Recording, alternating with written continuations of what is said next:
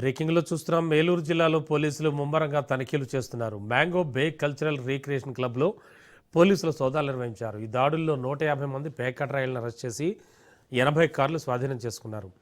క్లబ్లో ఆడేదంతా తెలంగాణ, ఉమ్మడి కృష్ణా, గోదావరి, గుంటూరు జిల్లాలకు చెందిన ప్రముఖులుగా పోలీసులు గుర్తించారు.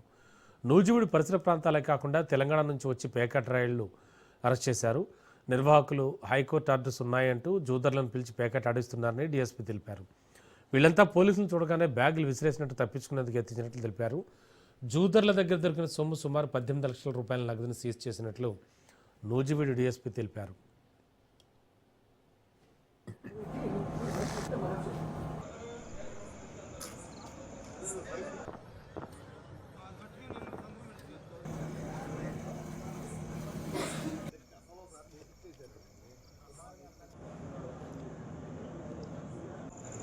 మాట్లాడుకోండి.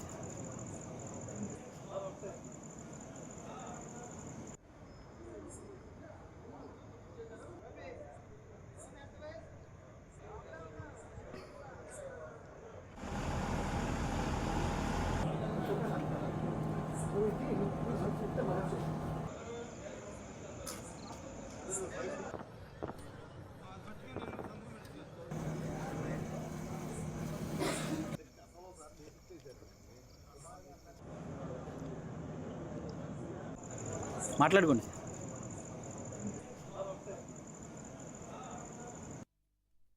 ఆగిరిపల్లి మండలంలో మ్యాంగో బే రిక్రియేషన్ సొసైటీకి సంబంధించి ఒక పోలీసు రైడ్ చేయడం జరిగింది. ఇక్కడ పెద్ద ఎత్తున జోత గృహాన్ని నడుపుతున్నారని చెప్పి ఆర్గనైజర్స్ మాకు అందిన ఖచ్చితమైన సమాచారం మీద ఇలా చేయడం జరిగింది. ఇక్కడ మేము చూసి వచ్చిన తర్వాత దగ్గరికి 150 పైసలకు ప్లేయర్స్ వచ్చి ఇక్కడ ఈ జోతం అని ఆడుతున్నారు. అలాగే 120 కార్లు కూడా ఉన్నాయి. ఒక 50 దాకా 2 వీలర్స్ కూడా ఉన్నాయి. ప్రాథమికంగా పరిశీలించిన మీద ఒక బ్యాంకు ఓపెన్ చేస్తే దాంట్లో 14 లక్షల దాకానేమో క్యాష్ కనబడుతుంది. అలాగే రెండో బ్యాంకు దగ్గర ఒక 4 లక్షలు కనబడుతుంది. ఇంకొక 2 బ్యాంకుల గురించి కూడా ఆరా తీస్తున్నాము. అవి ఎక్కడికి వెళ్ళి ఏమిటని చూస్తున్నాము. మొత్తము 4 చోట్ల ఇది జరుగుతుంది. ఈ జరిగిన దీన్ని ఇది ఏంటంటే ఈ హైకోర్టు ఉత్తర్వులు ఉన్నాయని చెప్పి ఆర్గనైజర్స్ దీన్ని కొంతమంది ఈ యొక్క ప్లేయర్స్ ని రప్పించడం జరిగింది. వీళ్ళు అవుట్ సైడ్ స్టేట్ నుంచి కూడా కొంతమంది 25% దాకా అవుట్ సైడ్ స్టేట్ నుంచి కూడా తెలంగాణ నుంచి కూడా రావడం జరిగింది. దాని మీద మాకు ఖచ్చితమైన సమాచారం మీద మేము ఇది వర్కౌట్ చేసాం. ఆగిరిపల్లి మండలంలో మ్యాంగో బే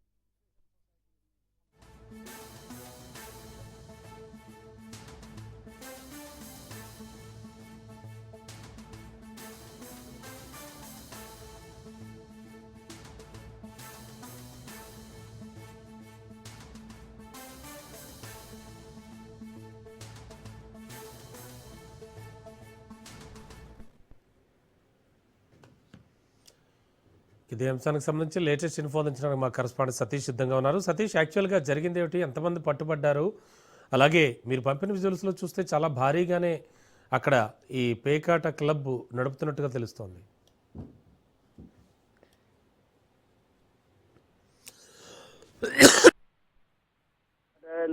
వినోదం బాటలు నిర్వహిస్తున్న జోదా శిబిరాలపై ఆదివారం అంటే నిన్న సాయంత్రం రాత్రి అంటే పోలీసులు బృందాలు మెరుపు దాడులతో ఒకసారిగా చేశారని చెప్పవచ్చు. ఆగిరిపల్లి మండలం పోతవారపాడులోని మ్యాంగో బే క్రియేషన్ సొసైటీలో నిర్వహిస్తున్న అంటే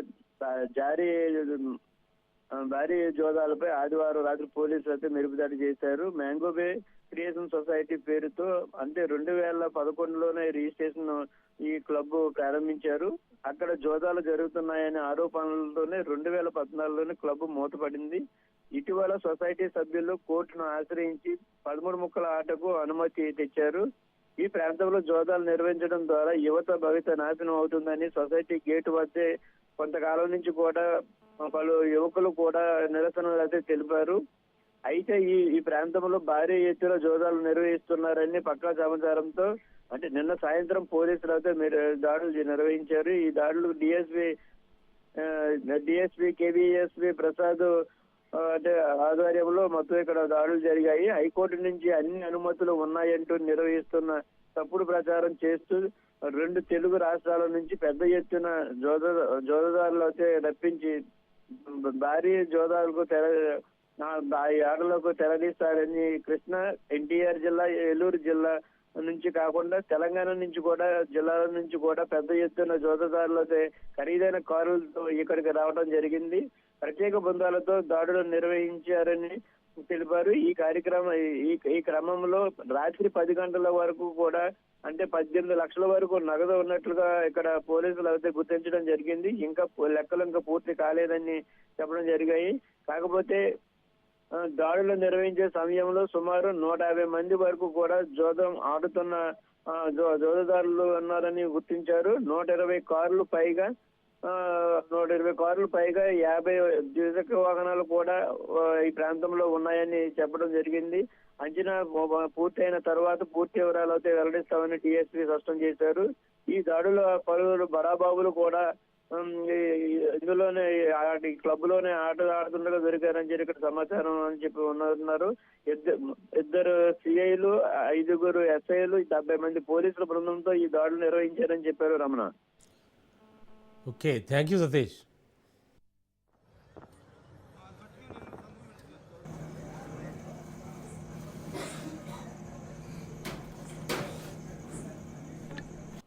నేడు గ్రామ పంచాయతీల్లో కొత్త పాలక మండళ్ల ప్రమాణ స్వీకారం జరగనుంది. కొత్త సర్పంచులు, ఉప సర్పంచులు, వార్డు సభ్యులు పదవీ బాధ్యతలు స్వీకరిస్తారు. ఈ మేరకు సంబంధిత పంచాయతీ కార్యదర్శులు ఏర్పాటు చేస్తున్నారు. రాష్ట్ర వ్యాప్తంగా 1205 ఏకగ్రీవాలతో పాటు 11,497 సభ్యులకు ఎన్నికలు జరిగాయి. మొత్తం పంచాయతీ స్థానాలకు 12,702 మంది సర్పంచులు కొత్తగా ఎన్నికయ్యారు. వార్డు సభ్యుల్లో 25,848 మంది ఏకగ్రీవం కాగా 85,955 మందికి ఎన్నికలు జరిగాయి. మొత్తంగా 1,11,803 మంది వార్డు సభ్యులుగా గెలిచారు. 3 విడతల వార్డు సభ్యుల ఎన్నికల అనంతరం 12,707 మంది ఉప సర్పంచులను ఎన్నుకున్నారు. నేడు వీళ్ళందరి ప్రమాణ స్వీకారానికి ప్రభుత్వం ఆదేశాలు ఇచ్చింది. దీనికి అనుగుణంగా అధికారులు సన్నాహాలు చేశారు. రాష్ట్ర ఎన్నికల సంఘం నిర్దేశించిన నమూనాలో వారి ప్రమాణ స్వీకారాలు జరగనున్నాయి. అనంతరం కొత్త సర్పంచులకు ప్రత్యేక అధికారులు బాధ్యతలు అప్పగిస్తారు.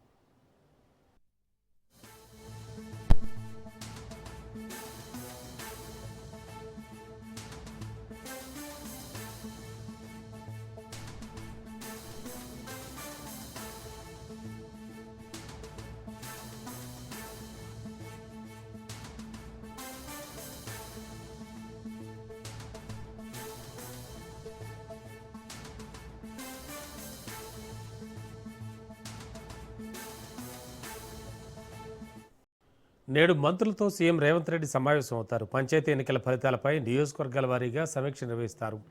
శీతాకాల అసెంబ్లీ సమావేశాల నిర్మాణ తేదీలపై నిర్ణయం తీసుకునే ఛాన్స్ ఉంది. ఎంపీటీసీ, జెడ్పీటీసీ ఎన్నికల్లో 42% బీసీ రిజర్వేషన్ల అంశంపై చర్చించనున్నారు. సొసైటీ పాలక మండళ్లకి ఎన్నికల నిర్వహణపై నిర్ణయం తీసుకుంటారు. ఇక కార్పొరేషన్ చైర్మన్ల భర్తీపై మంత్రులతో చర్చించనున్నారు సీఎం రేవంత్. అలాగే ఐఏఎస్, ఐపీఎస్ అధికారుల పనితీరు, వారి బదిలీలపై చర్చించే అవకాశం ఉంది.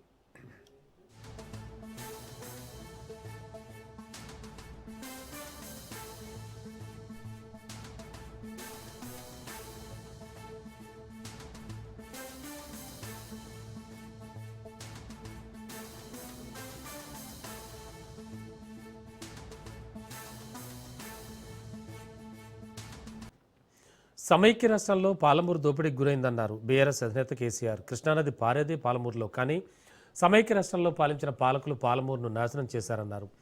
అప్పర్ కృష్ణ, భీమా, తుంగభద్ర ఎడమకాలువ ప్రాజెక్టుల ద్వారా 174 టీఎంసీల పాలమూరుకు రావాలి. వాస్తవంగా అలా జరగట్లేదన్నారు. ఏపీ ఏర్పాటే తెలంగాణ పాలిట పెనుశాపంగా మారిందన్నారు కేసీఆర్. కాంగ్రెస్ ప్రభుత్వం సర్వభ్రష్ట ప్రభుత్వాన్ని విమర్శించారు. తెలంగాణ ప్రభుత్వానికి కావాల్సినంత సమయం ఇచ్చాం, ఇకపై మౌనంగా ఉండేది లేదని పెద్ద ఎత్తున ఉద్యమిస్తామని కేసీఆర్ తెలిపారు. అప్పుడు ముఖ్యమంత్రి ఉన్న చంద్రబాబు నాయుడు ఆయన మహబూబ్నగర్ జిల్లాను దత్తత తీసుకున్నాడు. ఆయన దత్తతలో ఉండే నేను అడాప్ట్ చేసుకుంటున్నా, ఈ కరువు జిల్లా, దీన్ని అది చేస్తా, ఇది చేస్తా, పొడి చేస్తా మాటలు చెప్పి ఇష్టం వచ్చినన్ని పునాదురాలు వేసిండు. కలువ కుర్తి, మన్ను, మశాను, రకరకాల పునాదురాలు వేసుకుంటూ ఉద్యమ సందర్భంగా నేను చేసే ఉపన్యాసాలలో నేను మాట్లాడేది ఈ పునాదురాలన్నీ ఎందుకు మనకు పట్క ఏడుస్తానికా, చూస్తానికా, ఏం లాభము, ఈ రాళ్ళని కృష్ణానదిలో అడ్డమేస్తూ చెక్కడమని అయితే భయం అనేది. ఏమయ్యా చంద్రబాబు నాయుడు గారు, నువ్వు దత్తత తీసుకున్నావు, కథ తీసుకున్నావు, డైలాగులు చెప్తున్నావు, ఇక్కడ చచ్చిపోతాను జనము, బొంబాయికి వలసలు పోతుండ్రు. ఇటువంటి పరిస్థితులలో కూడా కర్ణాటకకు డబ్బులు కట్టడానికి డబ్బులు లేవా? ఇదేనా సమైక్య రాష్ట్రంలో సమగ్ర అభివృద్ధి అంటే? పట్టిగా బ్యారేజ్ ఆ గోడ యొక్క కట్టిన విడిచిపెట్టేది చూసి తమాషా పడన్నా అని చాలా తీవ్రమైన విమర్శలు చేశాను. మోకాళ్ళ మీద పరిగెత్తి కట్టిండి చంద్రబాబు నాయుడు. అప్పుడు ఆలంపుట్టు గద్వాల పాదయాత్ర పెట్టి తిరిగి దాన్ని ఎక్స్పోజ్ చేసినాం. అప్పుడు అక్కడ గొడవ చేస్తే మళ్ళీ అప్పుడు జూరాల లింక్ కెనాల్ మొదలుపెట్టింది Chandrababu Naidu. Jurala to RDS link canal అని మళ్ళీ డ్రామా కట్టి ప్రతిసారి ఏమార్చడము తెలంగాణ ప్రజలను ఒక రకమైన దగా చేయడం తప్ప ఒక డ్రాప్ వాటర్ రాలే. పాలమూరు జిల్లా యొక్క దరిద్రం, ఆ దరిద్రంలోకి పాలమూరు నెట్టివేయబడ్డ పరిస్థితి. తెలంగాణ వెనుకబడ్డ ప్రాంతం కాదు, వెనుక పడేయబడ్డ ప్రాంతం, వెనుకకు నెట్టివేయబడ్డ ప్రాంతం. చాలాసార్లు చెప్పేది నేను. రకరకాల బీమా ప్రాజెక్టు పేరుంది, అన్నీ ఉంటాయి కానీ ఇవి రాదు. చూడడానికి మళ్ళీ ముఖ్యమంత్రి దత్తతలో ఉంటుంది కానీ రాదు. బచావత్ ట్రిబ్యునల్ ఏర్పాటైనప్పుడు అతను పంపకాలు చేస్తూ బచావత్ ట్రిబ్యునల్లో స్పష్టంగా రికార్డెడ్ ఇప్పుడు ఉంది. రిటైర్డ్ సుప్రీంకోర్టు జడ్జి ఆయన స్వయంగా ఏమన్నాడంటే ఈ ప్రాంతం నిజంగా చాలా నిరాదరణకు గురైంది, ఇంకా అవుతూ ఉన్నది. పాలమూరు గురించి గంటెడు నీళ్ళు అడిగిన లేడేవాడు, ఇంత కేటాయించండి, ఈ కరువు జిల్లా ఉంది అడిగేవాడే లేడు. ఆనాటి సమైక్య ప్రభుత్వం చేసిన ద్రోహం. బచావత్ ఏం చేసిండు, మాకు చూడబుద్ధి అయితే లేదు, ఇది మా అంతల మేమే సుమోటో ఈ సమైక్య ప్రభుత్వం ప్రతిపాదించకపోయినా 17 TMC జూరాల ప్రాజెక్టు మంజూరు చేస్తున్నాము. ఇది సాంకేతిక కారణాలు మరొకటో చూపెట్టి ఈ జూరాల ప్రాజెక్టుని ఇక్కడి నుంచి ఎత్తగొట్టద్దు, వేరే కాడ కట్టద్దు, ఇక్కడ మాత్రమే కట్టి తీరాలే, దానికే అలాట్ చేస్తున్నాం అని చెప్పి కండిషన్ పెట్టిండు ఆయన. ఇది ట్రిబ్యునల్. అంతకుముందు పాడుబడ్డ ఇల్లు కనిపించే పాలమూరులో నా కళ్ళతో నేనే చూసిన. ఇంకా ఇది అంతా కంప్లీట్ అయిపోతే ఈ అనుకున్న 15 లక్షల ఎకరాలకు నీళ్ళు వస్తే చాలా దివ్యంగా ఉంటుందని చాలా సంతోషపడుకుంటూ పోయినాం. కేంద్ర ప్రభుత్వం కొత్తగా తాకిదు వాళ్ళు చెప్తున్నారు. ఇప్పుడు గవర్నమెంట్ ఉన్న వాళ్ళు చెప్తున్నారు, మీరు 90 TMCలు పెట్టుకున్నారు, పాత గవర్నమెంట్ పంపించింది, ఒకటి DPR తిప్పి పంపించిండ్రు, దాని మీద సడి లేదు, సప్పుడు లేదు, లుల్లి లేదు, లుకాండం లేదు, తల ఊగుతున్నారు. ఎందుకు తల ఊగుతున్నారు? రాష్ట్ర ప్రయోజనాలు కాపాడడానికి లేకపోతే, రాష్ట్రానికి వచ్చిన నీళ్ళని కూడా కాపాడే స్థితి లేకపోతే ఇదేం దద్దమ్మ ప్రభుత్వం? ఇంత చేతగాని ప్రభుత్వం ఉంటే ఎట్లా? నోరు లేని ప్రభుత్వం ఉంటే ఎట్లా? 10 TMCలు పోతేనే ఒక్కొక్క రాష్ట్రం ఎక్కడ దాకా పోయి కొట్లాడతారు. ఇవాళ మొత్తం DPR పంపించి ప్రాజెక్ట్ని ఆగం చేసే పరిస్థితి వస్తే సప్పుడు లేదు. ఇప్పుడు ఏం చేసిండ్రు, ఇరిగేషన్ మంత్రికి లెటర్ రాశాడు. వాడు చెప్పిండా చెప్పలేదు భగవంతుని గారికి 45 TMCలు ఇవ్వండి మాకు అనుమతి అని చెప్పి. ఎట్లా రాస్తావు నాకు అర్థం కాదు. నువ్వు ఏ ముఖం పెట్టుకుని రాస్తావు? ఇదో ప్రభుత్వమా? ఉన్న కూడా కొట్టుకుంటారు ఎవడన్నా? ఎవరై నీళ్ళు అవి ఆల్రెడీ బచావ్ ట్రిబ్యునల్ తీర్మానంలో ఇచ్చింది, దాన్ని కర్ణాటక వాడుతుంది, అటు మహారాష్ట్ర వాడుతుంది.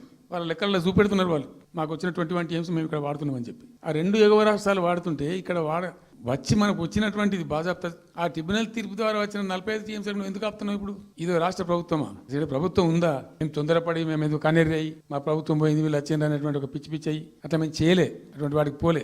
ఇష్యూల మీద పోరాడుతున్నాం, ఒకే ఫీజు ఎంబర్స్ మీద పోరాడుతున్నాం, ఇంకొకటి పోరాడుతున్నాం, రకరకాల భూదందాల మీద, దోపిడీ మీద, అలాగా చెర్ల మీద పోరాడుతున్నాం. పార్టీ కొట్లాడుతున్నది, తప్పదు కాబట్టి కొట్టాడుతాం. ఇప్పుడు మొత్తం మొదటికే ముప్పొచ్చే పరిస్థితి ఉంది. అటు గోదావరి మీద అరాకిరి చేసి చంద్రబాబు నాయుడు ఏపీ ప్రభుత్వం నల్లమల సాగరు, ఈ సాగరు, ఆ సాగరు, అటు గోదావరి దోపిడీ జరుగుతూ ఉంటే దాని మీద సప్పులు లేదు. కృష్ణలో ఇంత ఘోరంగా పాలమూరు ఎత్తిపోతల మీద దీని మీద సప్పులు లేదు. మరి ఎవరి ప్రయోజనాల కోసం ఉన్నట్టు రాష్ట్ర ప్రభుత్వం? ఏం చేయడానికి ఉన్నట్టు? ఏం జరుగుతున్నట్టు రాష్ట్రంలో? కాబట్టి ఎట్టి పరిస్థితుల్లో నేనే స్వయంగా రంగంలో దిగాలనుకున్నా. దీనం ఈరోజు డిసిషన్ అయిపోయింది. యాక్చువల్లీ ఒక పద్ధతిలో ఈ రాష్ట్రం క్రమ పద్ధతిలో మంచిగా ముందుకు పోతూ ఉంటుంది. సంక్షేమం విషయంలో కానీ, అభివృద్ధి విషయంలో కానీ, పారిశ్రామికీకరణలో కానీ, ఐటీ రంగంలో కానీ, క్రైమ్ తగ్గించడంలో కానీ, లా అండ్ ఆర్డర్ మెయింటైన్ చేయడంలో కానీ ఒక మంచి పద్ధతిలో పోతూ ఉంది. జంట నగరాలలో పట్టభాగాలు నడి రోడ్డు మీద హత్యలు జరుగుతున్నాయి, అడిగే దిక్కు లేదు. మానభంగాలు జరుగుతున్నాయి, రేపులు జరుగుతున్నాయి. NCRB రిపోర్ట్ ప్రకారంగా 20% క్రైమ్ రేట్ పెరిగింది తెలంగాణలో. పీస్ఫుల్ స్టేట్ ఉండే, ఫ్రెండ్లీ పోలీసింగ్ ఉండే, అవన్నీ ముఖ్యమైపోతున్నాయి ఇలా తెలంగాణలో. చూస్తున్నాం మేము, మనం పాటించడానికి చూసుకుంటూ, గమనించుకుంటూ, రికార్డు చేసుకుంటూ అని చర్చ చేస్తున్నాం ఎప్పటికప్పుడు. ఈ ప్రభుత్వం కూడా సర్వభ్రష్ట ప్రభుత్వం, సర్వంలో భ్రష్టమైంది. ఇదిలా ఉంటే కేసీఆర్పై సీఎం రేవంత్ హాట్ కామెంట్స్ చేశారు.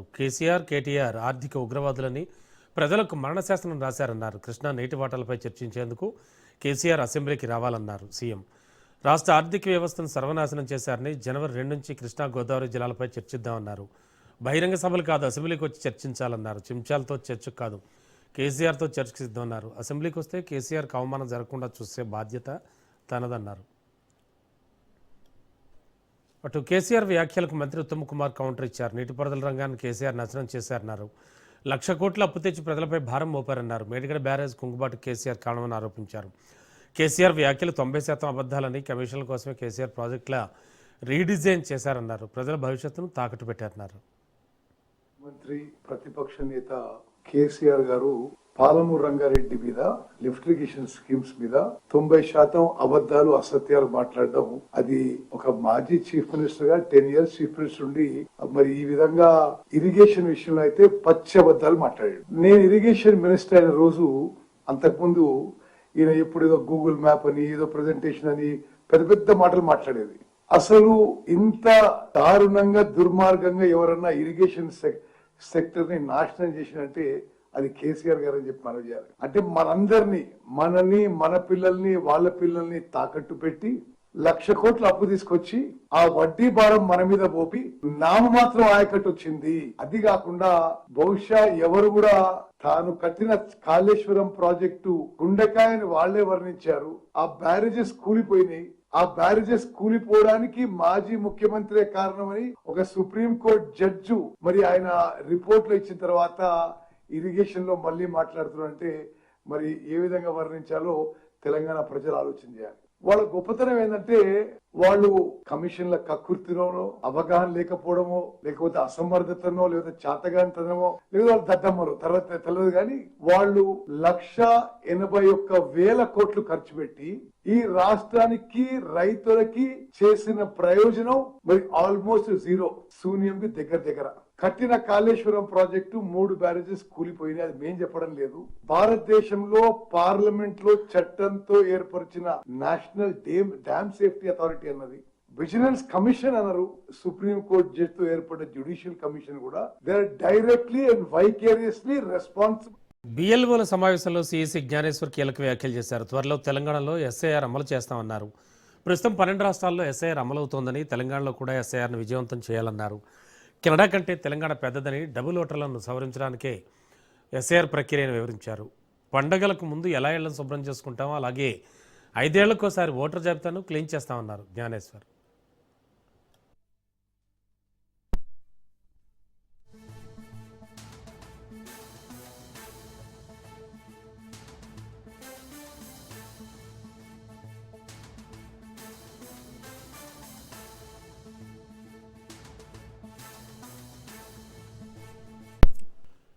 మాజీ మావోయిస్టు గాది ఎన్నయ్యను ఎన్ఐఏ అధికారులు అరెస్ట్ చేశారు. తెలంగాణ ఉద్యమకారుడిగా గాది ఎన్నయ్య సుపరిచితులు. వికల్ప్ ఎన్కౌంటర్ సందర్భంగా అమిత్ షాపై ఎన్ఐఏ వ్యాఖ్యలు చేయడంతో ఎన్ఐఏ అధికారులు ఎఫ్ఐఆర్ ఫైల్ చేసి అతని ఇంట్లో సోదాలు చేశారు. ఉమ్మడి వరంగల్ జిల్లా జఫర్గఢ్లో సోదాలు చేసిన అధికారులు ఆయన అరెస్ట్ చేసి హైదరాబాద్ తరలించారు. అనంతరం హైదరాబాద్లోని ఎన్ఐఏ ప్రత్యేక కోర్టులో హాజరుపరచగా న్యాయస్థానం ఆయనకు 14 రోజుల పాటు జ్యుడిషియల్ కస్టడీ విధించింది.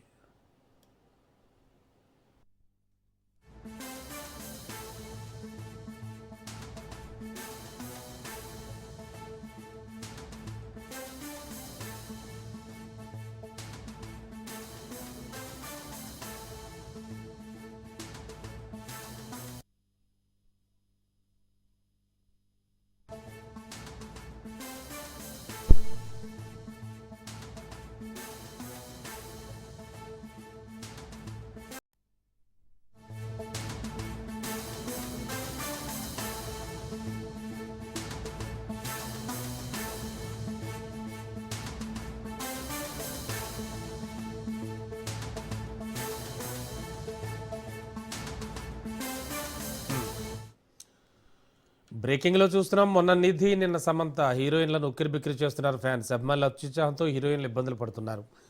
ది రాజాసాబ్ ఈవెంట్లో నిధి అగర్వాల్ ఇబ్బంది పడిన ఘటన మరొక ముందే సమంతకు కూడా అలాంటి చెడ్డ అనుభవం ఎదురైంది. తాజాగా హైదరాబాద్లో షాపింగ్ మాల్ ప్రారంభోత్సవానికి వచ్చిన సమంత తిరిగి తన కారు వద్దకు వెళ్తుండగా అభిమానులు ఒక్కసారిగా సెల్ఫీల కోసం ఎక్కబడ్డారు. దీంతో సమంత ఇబ్బంది పడ్డారు. బాడీగార్డులు ఆమె జాగ్రత్తగా కారు ఎక్కించడంతో అంతా ఊపిరి పీల్చుకున్నారు. ప్రస్తుతం ఈ వీడియో సోషల్ మీడియాలో వైరల్ అవుతోంది.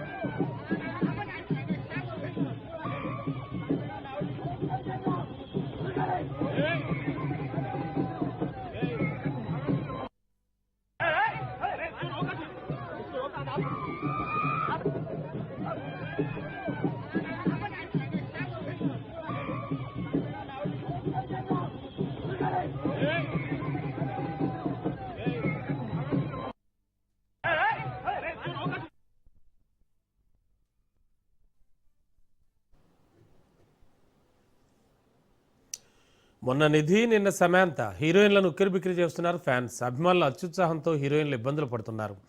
దీని రాజ్యసభ ఈవెంట్లో నిధి అగర్వాల్ ఇబ్బంది పడిన ఘటన మరొక ముందే సమంత కూడా ఇలాంటి చెడు అనుభవమే ఎదురైంది.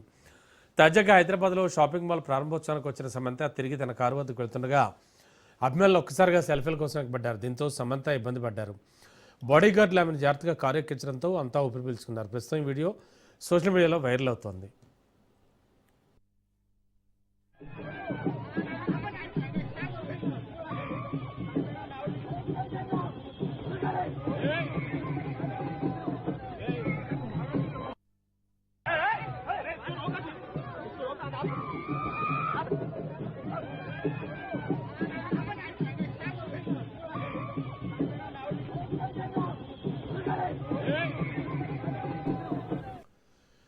హైడ్రా కమిషనర్ రంగనాథ్ గన్మెన్ ఆత్మహత్యాయత్నం చేశాడు. హైదరాబాద్లోని ఇంట్లో తుపాకీతో కాల్చుకుని గన్మెన్ చైతన్య సూసైడ్ అటెంప్ట్ చేశాడు. చైతన్యను కామినేని ఆసుపత్రికి తరలించి చికిత్స అందిస్తున్నారు. గన్మెన్ చైతన్య ఆత్మహత్యాయత్నంపై భిన్న వాదనలు వినపడుతున్నాయి. ఆర్థిక సమస్యలతోనే చైతన్య సూసైడ్ అటెంప్ట్ చేశాడని హైడ్రా కమిషనర్ రంగనాథ్ చెప్తుండగా తన కొడుక్కి ఆర్థిక ఇబ్బందులేవీ లేవని గన్మెన్ చైతన్య తండ్రి శివరాం ప్రసాద్ తెలిపారు.